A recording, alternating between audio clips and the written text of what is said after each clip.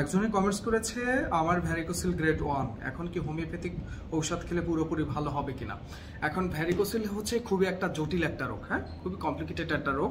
এটা হচ্ছে গ্রেড 1-এ আছে। এটা দেখা যায় মেডিসিন খেলে, আমাদের মেডিসিন খেলে প্রিভেনশন হিসেবে কাজ করে অনেকটাই।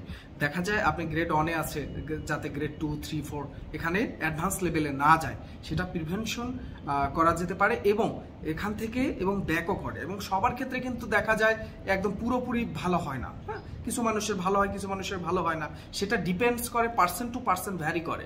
কারণ হচ্ছে আপনাকে যে লাইফস্টাইল আমি ফলো করতে বলবো, ভ্যারিকোসিল হওয়ার কারণগুলো কি সেটা আমার বের করতে হবে, আপনার হেলথ কেমন আছে সেটা আমার জানতে হবে। তারপরে আপনাকে যে পরামর্শ বা গাইডলাইন দিব সেই অনুযায়ী যদি আপনি না চলেন, তাহলে কিন্তু দেখা যায় আপনার অন থেকে কিন্তু একদম নির্মূল হবে না। এই ভ্যারিকোসিল নিয়ন্ত্রণ করা খুব কঠিন একটা বিষয়। তো এই পদ্ধতি অনুসরণ করলে ওষুধ খেলে ভালো হবে। Thank you.